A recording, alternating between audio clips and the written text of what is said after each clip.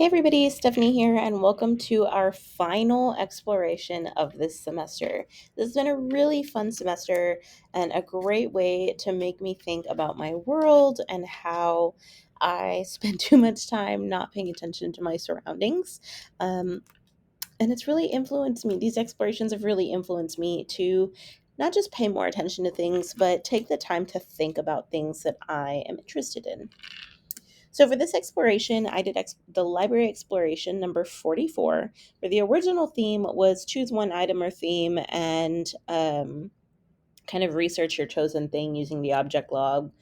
And because I work in a library, because I'm a librarian, I decided to do the alternate topic where you create poems based on the titles of books. And this is based on the work of Nina Kachadorian. Now, I've done something like this with my students in the past. We call it found poetry or found stories, and they really enjoy it. But I'll get to this in a second. But my library is in a state of disarray right now. So this was a little frustrating because nothing was where it was supposed to be when I was thinking about how I wanted to plan this ahead of time. So that was a little frustrating, but we got through it. So here are my found poems or spinal poetry, whatever you want to call them. So the way I've formatted these is the poems are made of the titles or the quick stories, whatever you want to call it. I kind of think of them as like sort of haikus because they kind of make sense. But anything that's in brackets is something that I added to help it make sense. So my first one, I have a crash of fate, meet cute. Gear breakers are city spies. So this one to me is like a sci-fi meet cute where the two or the couple find out that they're spies.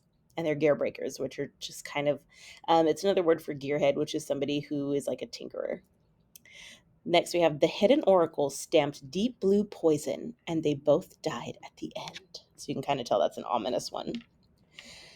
Once in future children, the once in future children's allies gave little white lies, and now one of us is next. Oh, I forgot to leave blood for blood in the poem. So should read, the once in future children's allies gave little white lies. Now one of us is next because it will be blood for blood. More ominous. Can y'all tell I really like to read murder and horror stories? All right, now we have monster drama. The hate you give makes the silence between us a long way down. So that one made me think about when my students are fighting and having drama, that it makes them, when they stop talking to each other, like it makes that silence feel so much bigger to them because, when you're little or when you're a teenager, everything is the world is ending. All right, next one is in the shadow of the sun, beautiful creatures stung the captain's dog. A storm came and cured the dog. The captain loves that dog.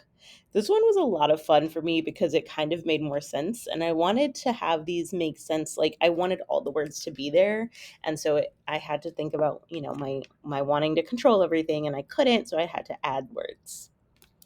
Okay, long distance displacement, across the bridge home, across the tracks, now I am a refugee. This one made me think of the theme in these, well, not in long distance, that one's about a vampire, but in the theme of these other ones are about people who have lost their homes, and so I thought that would be an important poem to add in here. Then I have Bad Sister whistled across the tracks to the girl haven in the secret garden at the Himawari house. This one kind of reminded me of almost like a Catwoman story.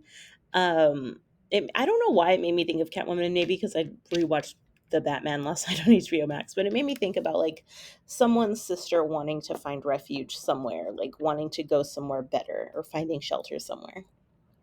And this last one is my favorite. You don't know me, just pretend that I'm the best. And then I just kind of omitted at it. So I like that one a lot. All right. So, for my reflection, I chose this particular exploration because I've done this exercise with students before, like I said earlier.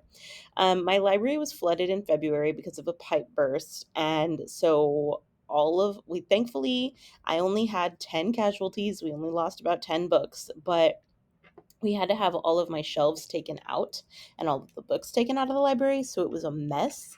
And when the people from the district came to put the books back on the shelves for me, they didn't put them in order. And my library is genrefied, so it's not as simple as just putting them in alphabetical order according to the author. They have to be in their certain genres. So that happened around the end of February, and we're almost in May. So it's been a long process to get my library put back together. I can see the finish line. We're almost there, but I only have 3 library aides that are actually like useful and that can help me on this project. So it's taken a while, but we're getting to it. So it was really interesting trying to wander my shelves and finding the titles that fit together because, like I said, I had an idea in my head of what I wanted that to look like, but then I couldn't find those titles. So it was a little frustrating. How might you apply this exploration to a study in your particular research area? So I mentioned this in the last exploration about book covers, but I would really like to do a study sometime on how book covers influence book choices, especially colors of those covers, or like when they have somebody's face on them as opposed to the words of the title. And I would really also like to know who decides on the cover. Like, can an author veto a cover? Is it all up to the publisher? Like, I would really like to know more about this. And I think that should get covered in library school. What did this exploration feel like? So, I'm not a huge poetry person. I never have been my whole life. When I took a creative writing class at Austin Community College, they put out kind of their own little book every semester of all the students in the English and their writing programs. And I actually had a poem published in one of their books. So, even though I'm not a poetry person, I have a published poem, which is weird. But this exploration made me think about how I wanted to structure the spine poetry and adding the words because I wanted it to be perfect without having to add any words or extra letters. But again, nothing is the way we want it to be, so I had to work with it. It made me think about how I really want my library to be back in order already.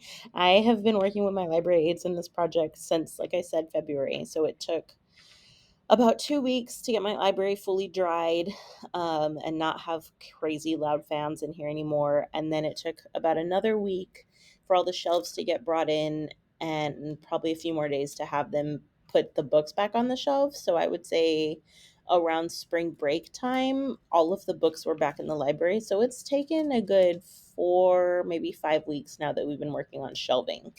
So I really, really like my library to be put back together already.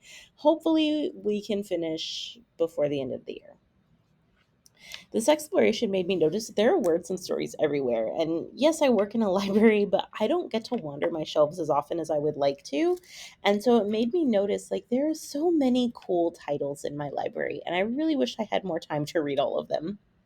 And finally, this exploration is going to help me think, live, and be differently in the world by noticing more words and more places and making myself think of stories. When I was younger, I was always writing stories, and I've always wanted to be a fiction author.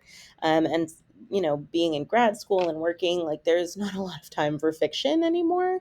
I used to be a huge advocate and participant in NaNoWriMo, National Novel Writing Month, which is every November. You set a goal to write 50,000 words. But again, since going back to school, I haven't had the time. So it's definitely making me miss writing and making me think about how I want that to be a goal once we finish this program.